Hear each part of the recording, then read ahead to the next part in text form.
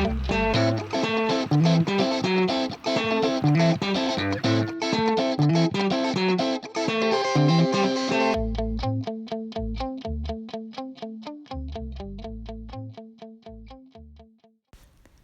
there.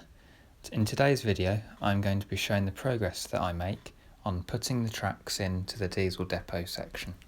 Firstly, in order to make sure there's enough space between the tracks for the shed that I had in mind, I made this custom jig out of grey board. Here you can see that jig being used and the spacings between the tracks. It will be used later throughout the time-lapse section that is coming up next.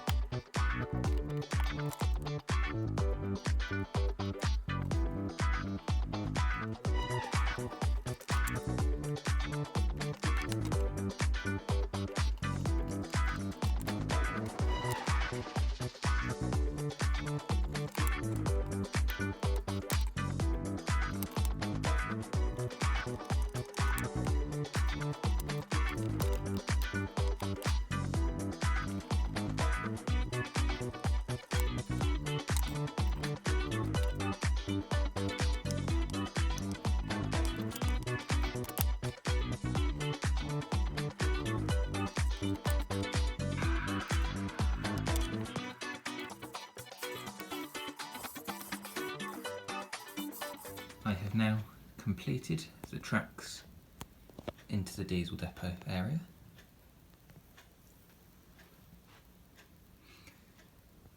It took its time getting them the way I wanted them to be, but they're nice and they're all parallel to each other as well, which is the main thing that I wanted to do.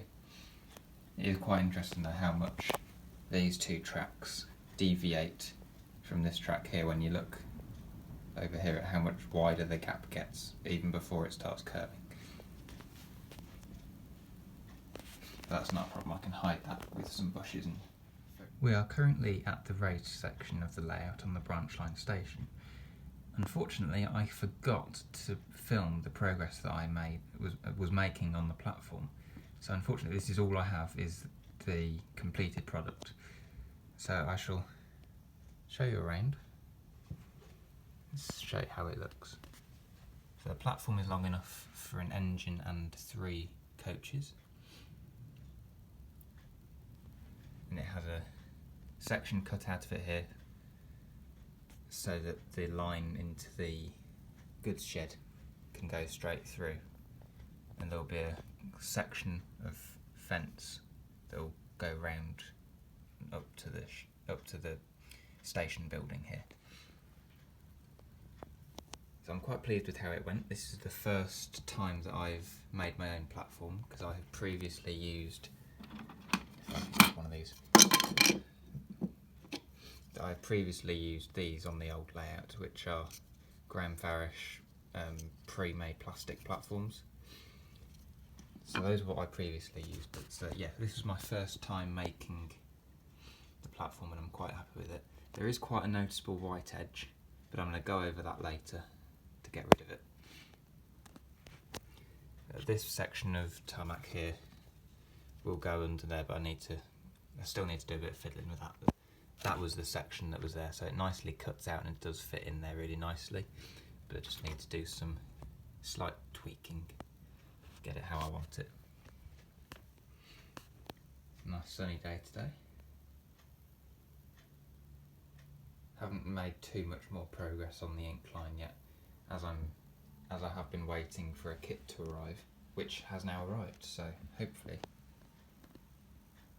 I'll be able to get some more of that done. I have also added head codes to both of my HiMech units. Now the yellow one already had head codes on, but it overlapped quite badly and I wasn't very happy with it, so I've redone those ones. And now the green HiMech on the right hand side also has the head codes as well. So I'll just turn the power on and show you what that looks like. So for these two locos, it was quite simple to put the head codes on, as they were just stickers that go on top of the frames here. However, I also have Western Prince, and that loco didn't have any head codes on, so I thought I'd have a look at putting head codes on that. On the left of the screen is Western Firebrand. This Western had pre-fitted head codes on, whereas Western Prince didn't, so I wanted to add head codes onto the Western on the right hand side.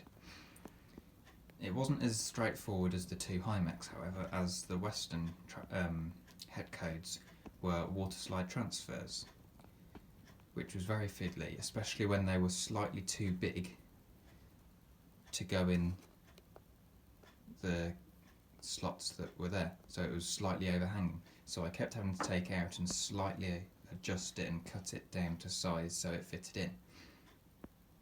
Which then did lead to a little bit of a problem when it is running round.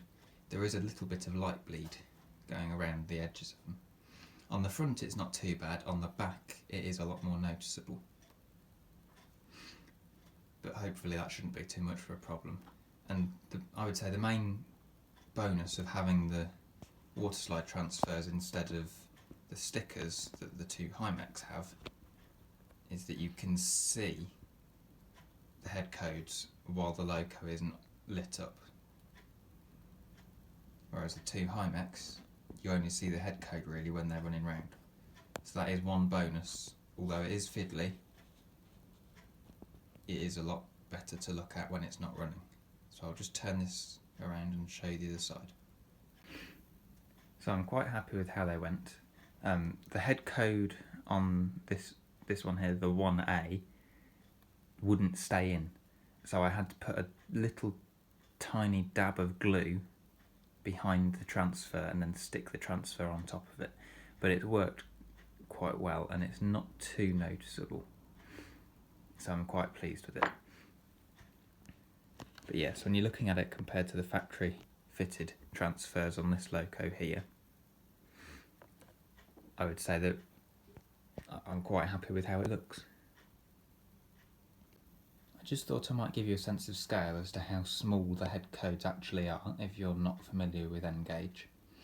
If I put my finger in the shot here, next to the loco, you can see how small those head codes are. So it was very fiddly using tweezers to try and hold it while I was cutting it to the right size, but as I said, I am quite happy with how it's turned out though.